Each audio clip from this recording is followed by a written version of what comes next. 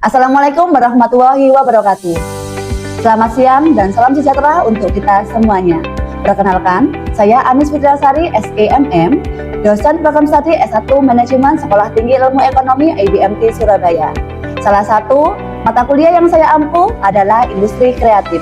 Pada kesempatan ini, saya akan memaparkan pelaksanaan pembelajaran mata kuliah industri kreatif yang menerapkan Project Based Learning atau PJBL sebagai metode pembelajaran. Melalui pendekatan ini, mahasiswa tidak hanya mempelajari konsep dan teori saja, tetapi juga mengimplementasikan pengetahuan tersebut melalui pembelajaran proyek nyata yang mendorong kreativitas, inovasi, kolaborasi, serta kemampuan memecahkan permasalahan. Video ini disusun sebagai salah satu persyaratan sertifikasi dosen tahun 2026, yaitu pernyataan diri dosen dalam unjuk kerja tridharma perguruan tinggi. PDD UKTPT, khususnya pada aspek pelaksanaan pembelajaran.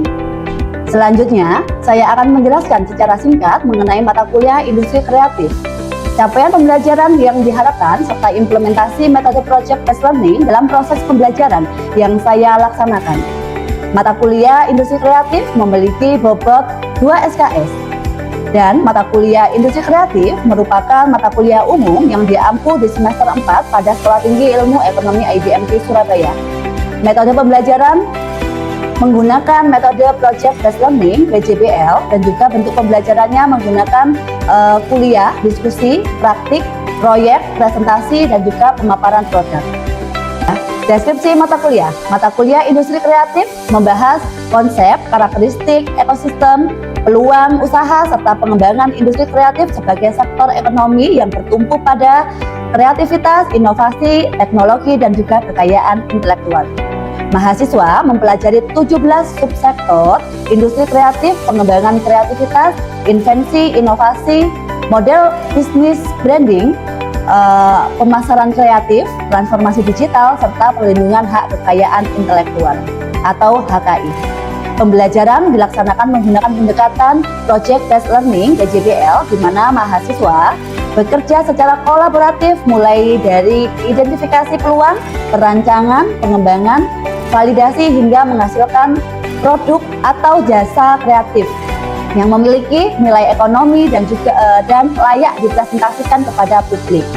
Nah, adapun CPL atau capaian pembelajaran yang dibebankan pada mata kuliah industri kreatif, yang pertama, mampu menunjukkan sikap bertanggung jawab, beretika, kreatif, inovatif, adaptif, dan juga kolaboratif, serta memiliki jiwa kewirausahaan dalam menyelesaikan permasalahan di bidang industri kreatif. Yang kedua, mampu menguasai konsep, teori, prinsip, karakteristik, ekosistem, dan juga perkembangan industri kreatif sebagai dasar dalam pengembangan usaha dan penciptaan nilai tambah berbasis kreativitas, teknologi, dan juga kekayaan intelektual. Ketiga, mampu berpikir kritis, sistematis, kreatif, dan juga inovatif dalam mengidentifikasi peluang, menganalisis permasalahan, serta menghasilkan solusi berbasis proyek pada bidang industri kreatif. Yang keempat, mampu merancang, mengembangkan, mempresentasikan, dan juga mengevaluasi produk atau jasa kreatif keberlanjutan serta berorientasi pada kebutuhan pasar. Adapun CPMK atau capaian pembelajaran mata kuliah pada industri kreatif ini. Setelah mengikuti mata kuliah ini, diharapkan mahasiswa mampu yang pertama menjelaskan konsep dasar, karakteristik ruang lingkup, dan juga perkembangan industri kreatif pada beserta kontribusinya terhadap perekonomian nasional. Lalu yang kedua, menganalisis potensi, peluang, tantangan, serta tren industri kreatif berdasarkan perkembangan teknologi, digitalisasi, dan juga kebutuhan pasar. Yang ketiga, mengidentifikasi sumber daya kreatif, invensi, dan inovasi sebagai dasar pengembangan produk atau jasa kreatif. Yang keempat, menganalisis model bisnis, strategi pemasaran kreatif, branding, dan juga pemanfaatan hak kekayaan intelektual atau HKI dalam industri kreatif. Yang kelima, merancang solusi kreatif dalam bentuk produk ataupun jasa berdasarkan salah satu subsektor industri kreatif dengan mempertimbangkan aspek kelayakan pasar dan juga keberlanjutan. Yang keenam, mengembangkan proyek industri kreatif secara kolaboratif menggunakan pendekatan Project Based Learning atau PJBL. Yang ketujuh, yakni mempresentasikan hasil proyek industri kreatif secara profesional menggunakan media digital yang efektif. Yang ke-8, mengevaluasi hasil proyek berdasarkan aspek kreativitas, inovasi, nilai tambah, keberlanjutan, dan juga potensi komersial. Selain itu, adapun tujuan dari mata kuliah industri kreatif ini. Setelah menyelesaikan mata kuliah ini, mahasiswa diharapkan mampu yang pertama, memahami konsep ruang lingkup, karakteristik dan juga perkembangan industri kreatif. Lalu yang kedua, menganalisis peluang bisnis pada berbagai subsektor industri kreatif berdasarkan kebutuhan dan juga perkembangan teknologi. Yang ketiga, mengembangkan kreativitas, invensi dan juga inovasi menjadi produk atau jasa yang memiliki nilai tambah. Yang keempat, menerapkan konsep branding, pemasaran kreatif, transformasi digital dan juga HKI dalam pengembangan usaha kreatif. Yang kelima, merancang model bisnis sederhana yang layak diterapkan pada produk ataupun jasa kreatif. Yang keenam, menghasilkan proyek nyata berupa produk atau jasa kreatif melalui pendekatan Project Based Learning atau PJBL. Yang ketujuh, menunjukkan kemampuan bekerjasama, berkomunikasi, berpikir kritis, memecahkan masalah, serta beradaptasi dalam tim proyek. Lalu yang kedelapan, yakni menyajikan hasil proyek secara profesional serta mengevaluasi keberhasilan produk berdasarkan aspek kreativitas, inovasi, nilai ekonomi, dan juga keberlanjutan. Adapun topik-topik pembahasan pada mata kuliah industri kreatif. Yang pertama, konsep industri kreatif 17 subsektor. Yang kedua, pengembangan industri kreatif, transformasi digital, AI, tren global. Yang ketiga, kreativitas, invensi, inovasi, design thinking. Yang keempat, peluang usaha pada 17 subsektor industri kreatif. Yang kelima adalah bisnis model kanvas atau BMC. Yang keenam, pengembangan produk kreatif. Yang ketujuh, branding digital marketing, media sosial ya. Yang kedelapan adalah materi pertemuan 1-7 akan diujikan ya, tes presentasi proposal. Dan yang ke-9 adalah hak cipta, merek, paten, desain industri. Yang ke-10 produk jasa kreatif. Yang ke-11 customer validation, value proposition. Yang ke-12 marketing mix, digital marketing. Yang ke-13 analisis kelayakan usaha. Yang ke-14 penyampaian produk atau jasa. Yang ke-15 presentasi dan expo produk kreatif. Dan yang ke-16 adalah evaluasi proyek dan juga pembelajaran. Mahasiswa mengerjakan satu proyek sejak minggu ke-4 hingga minggu ke-16 berupa produk atau jasa dari salah satu subsektor industri kreatif. Adapun bobot penilaiannya, yang pertama, memiliki komponen kehadiran dan juga partisipasi memiliki bobot 5%, kuis 5%, tugas individu 10%, proposal project 10%, presentasi 10%, UTS 20%, produk akhir 15%, laporan akhir 5%, UAS atau presentasi akhir 5%, sehingga totalnya 100%.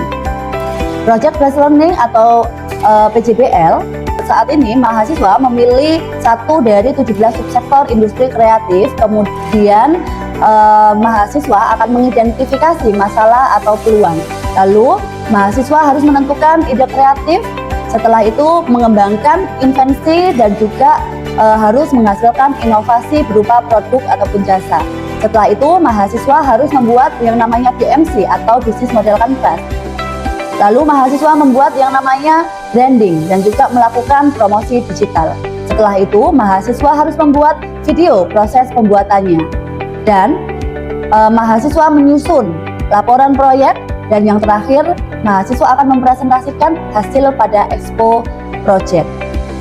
Adapun referensi yang digunakan pada mata kuliah ini, yang pertama yaitu buku dari The Creativity Economic, How People Make Money from Ideas pada tahun 2013 dari Hawkins, buku The Rise of the Creativity Class tahun 2019 dari Florida, lalu buku Business Model Generation tahun 2010 dari Osterwalder, buku dari Shaping for Creativity, lalu World Intellectual Property Indicator, dan juga rujukan dari Statistik Ekonomi Indonesia tahun 2024 Badan Pusat Statistik. Seperti itu.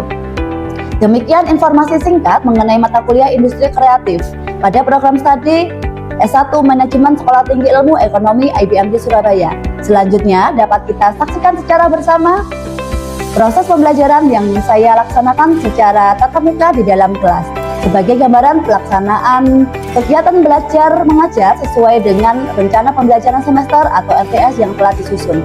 Selamat menyaksikan. Oke, Assalamualaikum warahmatullahi wabarakatuh. Waalaikumsalam. Selamat siang semuanya. Baik, teman-teman ya, sebelum kita mulai pembelajaran atau perkuliahan pada siang hari ini, alangkah baiknya kita berdoa terlebih dahulu menurut agama dan keyakinan kita masing-masing. Berdoa dipersilakan. Berdoa selesai? Oke. Bagaimana kabarnya hari ini? Baik. Kok lemes? Ya, baik. Ya, alhamdulillah sehat ya, tetap semangat dan apa? Selalu bahagia. Itu ya yang paling penting ya. Oke. Hari ini ada yang tidak hadir? Semuanya hadir ya? Semuanya hadir. Oke. Kalau semuanya hadir, kita lanjutkan perkuliahan pada minggu hari ini, minggu ini ya teman-teman ya. Nah, minggu lalu teman-teman sudah belajar, ya kan? Sudah memahami apa itu ekonomi kreatif ya, dan juga apa itu industri kreatif. Nah, saya yakin kok teman-teman masih ingat ya. Teman-teman kemarin udah bisa membedakan tuh yang namanya ekonomi kreatif itu apa, industri kreatif itu apa. Dan di dalamnya ya ada apa kemarin? 17 subsektor industri kreatif. Ya. Nah, ini kan, ekonomi kreatif itu apa sih kemarin itu? Nah, ekonomi kreatif ini kan apa kemarin? Sistem ekonomi yang apa? Berfokus gitu kan, pada apa? Penciptaan nilai tambah dan kreativitas gitu kan. Itu. Kalau industri kreatif apa kemarin? Nah, industri kreatif ini kan berarti apa? Suatu sektor ekonomi ya yang mengandalkan yang namanya kreativitas, ya kan, ide, teknologi. Nah, itu adalah industri kreatif. Kalau kita analogikan ya, ekonomi kreatif itu kan gimana apa? Bagaikan hutan gitu kan. Bagaikan hutan. Kalau industri kreatif berarti apa? Tumbuhannya ya kan yang di dalam. Nah, pohonnya ada pohon pinus gitu kan. Ada pohon apa lagi? Kalau ini pohon pohon sawit katanya. Ya, di hutan kan banyak itu ya pohon-pohonnya kan. Ada pohon mangga, ada bunga dan lain sebagainya. Itu kita analogikan. Nah, pohon-pohon itu adalah industri-industrinya yang ada di dalam ekonomi kreatif. Itu ya, mudahnya untuk mengingat apa itu ekonomi kreatif atau apa itu industri kreatif. Ada yang masih ingat? 17 subsektor ya, industri kreatif kemarin apa saja yang sudah disahkan oleh Dikraf atau Badan Ekonomi Kreatif kemarin? Ayo, angkat tangan. Oke, Mbak Lala, silakan. Yang pertama ada aplikasi dan pengembangan permainan, Oke, satu. arsitektur, desain produk, desain interior, desain komunikasi visual, fashion, film, fotografi, kriya, kuliner, kemudian ada musik, penerbitan, periklanan, seni pertunjukan, seni rupa, televisi dan radio, sama pasar seni. Oke, itu ya. Beri plus dulu untuk Mbak Lala. Ya. Oke, itu ya. Good Mbak Lala ya. Bagus jawabannya. Ya. Jadi teman-teman udah bisa mengingat kembali ya apa saja ya 17 subsektor dari industri kreatif itu. Nah, maka dari itu teman-teman, hari ini teman-teman akan belajar ya yang namanya pengembangan kreativitas dan inovasi pada industri kreatif. Tuh ya. Di mana teman-teman? Saya yakin ya, Anda semuanya tahu apa itu kreativitas, apa itu inovasi. Tapi saya juga pengen tahu, kira-kira ya, menurut Anda kreativitas itu apa sih? Yuk. Ada yang mau angkat tangan? Mau memberikan opini? Ada? Hah? Ini loh. Mana ini tadi?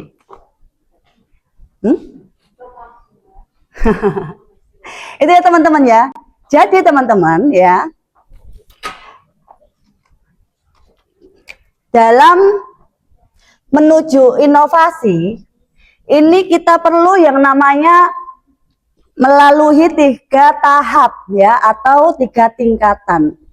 Yang pertama, kalau di sini inovasi ya, teman-teman harus melalui ya, yang namanya ya, tingkatan yang pertama, ini yang paling rendah adalah kreativitas.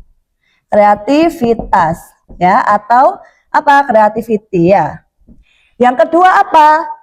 Ya, yang kedua adalah invensi teman-teman ya, atau invention. Nah, baru yang ketiga ya, yang ketiga ini ya adalah teman-teman masuk ke dalam tahap inovasi. Tuh. Nah, kreativitas ini apa? Ini adalah apa? Menghasilkan ide baru, sesuatu yang baru. Itu adalah kreativitas. Nah, kalau invensi, penemuan, nah, menciptakan ya. Invensi ini kalau kita mau naik level yang kedua ini ya, dari kreativitas ke invensi ini, ada satu syarat teman-teman yang harus dipenuhi. Apa itu syaratnya? Nah, ketika teman-teman sudah memiliki yang namanya ide baru ya, nah, ini ada satu syarat untuk menuju ke invensi. Apa itu? Yaitu harus memiliki yang namanya value atau nilai. Jadi penciptaan sesuatu yang baru itu tadi, itu harus memiliki yang namanya value. Itu ya. Untuk naik ke level yang lebih tinggi lagi, yaitu inovasi, itu ada syaratnya lagi teman-teman. Apa itu syaratnya? Syaratnya yaitu harus mau, gitu ya, harus bisa diadopsi oleh orang lain, harus mau dibeli oleh orang lain. Nah, harus mau apa? Dicoba oleh orang lain. Itu adalah inovasi. Ya, lebih mudahnya berarti kalau kreativitas itu adalah penciptaan idenya saja, ya kan? Invensi ini adalah proses dalam penciptaan ide itu invensi. Baru tadi yang terakhir apa? Inovasi. Itu adalah proses dalam pengimplementasian dari invensi itu tadi. Ya. Nah, contohnya seperti ini ya. Contohnya seperti ini teman-teman ya. Kreativitas, misalnya nih Mbak Devi, aku punya ide gitu ya. Aku punya ide bagaimana ini ya, serat bambu ini bisa menjadi baju. Menarik ya. Karena itu kan apa? Ramah lingkungan gitu kan. Tapi gimana ya caranya ya? Kalau gimana-gimana aja ya cuma kreativitas teman-teman. Diam di tahap kreativitas. Itu ya. Untuk menuju ke invensi, ini harusnya apa yang dilakukan oleh Mbak Devi? Harusnya apa ini Mbak Devi nih? Memulai untuk apa? Harus mencari formulanya seperti apa agar supaya kalau dipakai nggak gatel-gatel gitu kan ya. Nah, itu ketika Mbak Devi ini sudah mampu untuk membuat formula itu tadi, itu udah di tahap invensi. Ketika sudah di tahap produksi ya, pembuatan itu tadi, dan sudah di tahap penjualan di marketplace, di toko, ekspor impor, nah itu adalah inovasi teman-teman. Nah, mudah ya memahaminya ya? Iya Bu. Nah, tentunya teman-teman, kreativitas ya itu kira-kira munculnya itu ya. Nah, ini ketika harus apa? Dibantu dengan adanya masalah. Coba teman-teman berpikir, ketika tidak ada permasalahan, teman-teman akan menciptakan suatu kreativitas. Kira-kira bagaimana? Kesulitan enggak? Tapi ketika itu ada permasalahan yang harus diselesaikan, ya, permasalahan yang butuh solusi. Nah, ini kita itu apa dengan mudah untuk apa menciptakan kreativitas, yaitu apa tadi dari solusi yang kita tawarkan, ya kan? Itu adalah kreativitas kita. Karena sudah ada apa akar masalahnya, apa yang harus kita selesaikan. Betul? Oke. Ini ya.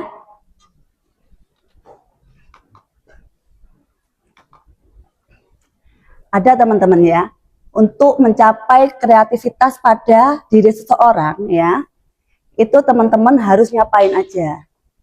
Yang pertama, memiliki rasa ingin tahu yang tinggi.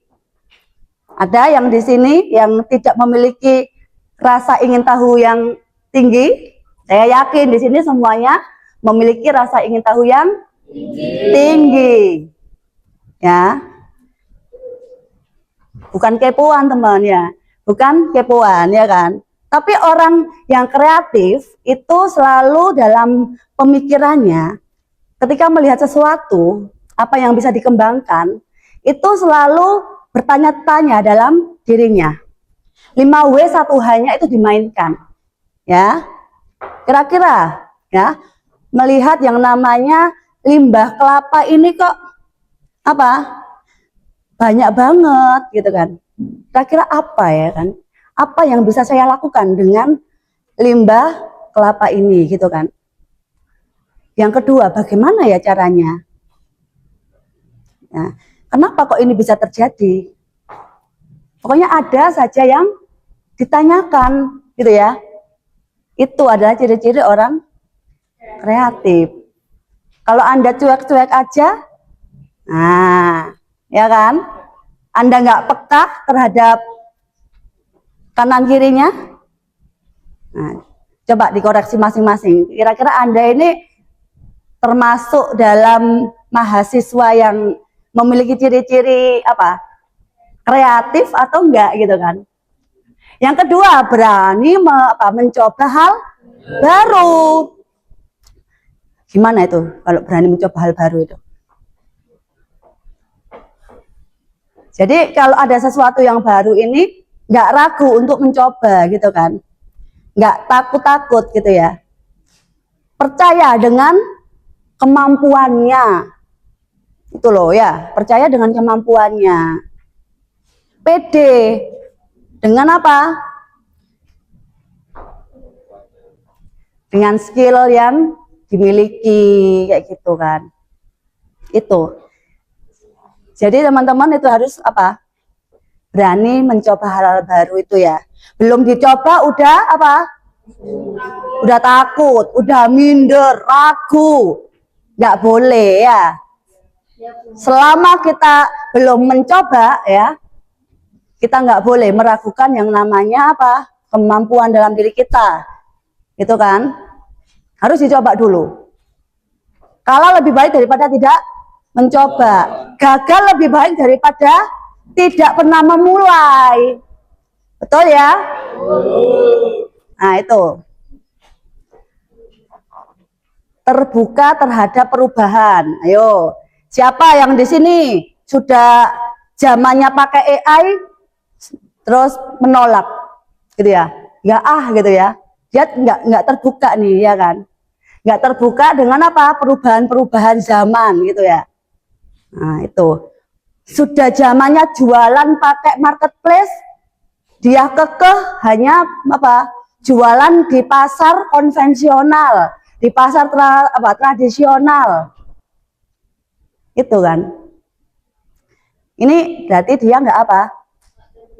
Nggak terbuka gitu ya terhadap perubahan-perubahan yang ada. Tuh. Lalu mampu melihat peluang dari apa? Setiap permasalahan. Kalau orang nggak kreatif, ya tadi ada masalah, ya wes lah itu bukan urusan saya, gitu kan. Kalau orang kreatif, apapun yang ada di depan mata, itu ya, bagaimana solusinya gitu kan. Setiap masalah yang ada, memiliki daya imajinasi yang tinggi, yang kuat. Nah, ini apa artinya? Teman-teman ya harus ngapain? Berkhayal gitu kan. Ya, artinya jangan takut teman-teman ya. Teman-teman jangan takut untuk memberikan ide-ide gitu ya, yang di luar dari kemampuan manusia pada umumnya, memberikan ide-ide yang apa? Yang lebih dari orang-orang yang biasa. Biasanya apa? Enggak nanti takut diejek gitu kan. Enggak takutnya nanti ditakut orang aneh gitu ya. Ya kan orang apa namanya yang kreatif ini kan memiliki kemampuan yang lebih gitu ya. Dalam apa? Dalam pola pikirnya, dalam imajinasinya. Nah, ini tidak mudah menyerah, itu tadi ya kan, sudah kita bahas.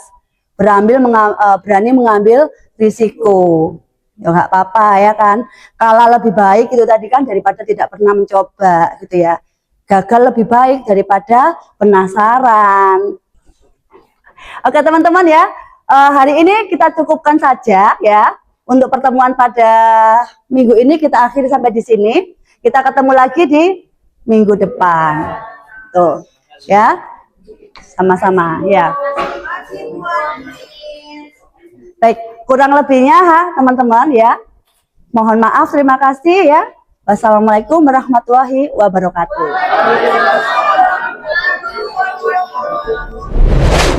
Demikian deskripsi singkat serta cuplikan proses pembelajaran pada mata kuliah Industri Kreatif.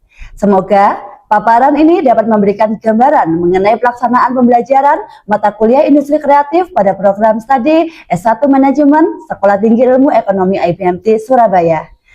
Pada kesempatan ini, saya menyampaikan ucapan terima kasih yang sebesar-besarnya kepada seluruh tim penilai dan juga panitia sertifikasi dosen tahun 2026, khususnya kepada Direktorat Sumber Daya di bawah Direktorat Jenderal Pendidikan Tinggi, Riset dan Teknologi, Ditjen Dikti, Kementerian Pendidikan Tinggi, Sains dan Teknologi, Kemendikti-Ristek atas kesempatan, atas perhatian yang telah diberikan dalam proses penilaian ini. Ucapan terima kasih juga saya sampaikan kepada pimpinan Sivitas Akademika Sekolah Tinggi Ilmu Ekonomi IBMT Surabaya, serta rekan-rekan dosen, serta para mahasiswa yang telah memberikan dukungan, kerjasama, dan juga partisipasi sehingga proses pembelajaran dapat terlaksana dengan baik.